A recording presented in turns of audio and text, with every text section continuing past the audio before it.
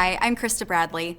Welcome to Tackling Heat Illness, a comprehensive analysis of heat illness and how to prevent, recognize, and treat it. Why is this course important? Well, according to weather.com, heat is the #1 weather-related killer across the country. Unfortunately, unusually hot summer temperatures have become more common across the U.S., and these trends are expected to continue. The U.S. EPA forecasts an increase in the risk of heat-related deaths and illnesses. For coaches, trainers, and athletic directors, it's important to be aware of these dangerous conditions. The responsibility of your student-athlete's safety rests on you. Back in the summer of 2001, Minnesota Vikings offensive lineman Corey Stringer passed away from a heat stroke he suffered while practicing the game he loved. In his memory, the Corey Stringer Institute was founded for the advocacy of research, education, and prevention of injury or death in sports, including incidents caused by heat exertion. The Corey Stringer Institute reports, since 1995, 3 athletes a year on average have died of heat stroke, most of them high schoolers. According to the National Center for Catastrophic Sport Injury Research, which tracks football injuries and deaths. In the last 5 years, the average has dipped to about 2 deaths a year, which is still too many when these deaths are avoidable. The southeastern United States is especially vulnerable as we already experience 40 to 60 days where heat stress factors can become extreme enough for schools to stop outdoor practices, roughly a heat index of 103 degrees.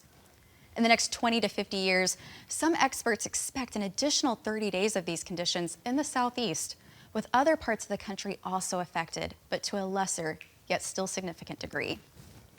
As of 2011, Act 1214 of Arkansas law requires every school to have a venue-specific emergency action plan.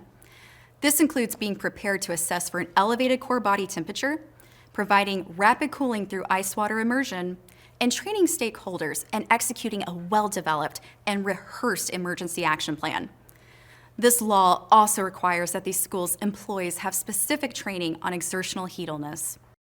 To help us better understand exertional heat illness, we welcome Dr. Michael Israel, who is an expert in pediatric sports medicine at Arkansas Children's Hospital and UAMS. Thank you for being here with us today, Dr. Israel. Thank you for having me here to talk about a very serious issue. First, let's talk about heat and how it interacts with the human body. What do we need to know about heat itself as it relates to our climate and geography?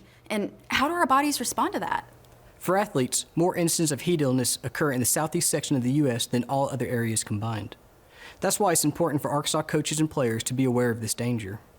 Arkansas summers and falls are getting warmer and warmer, consistently increasing in temperature over the last 50 years.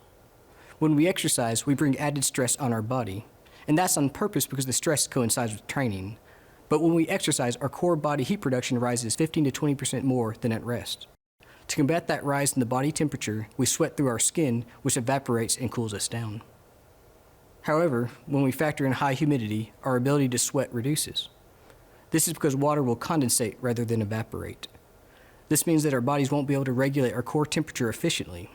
This can greatly increase our risk for exertional heat illness. That's really important information. Thank you, Dr. Israel. Join us in our next lesson where we will discuss different types of heat illnesses and how to treat them.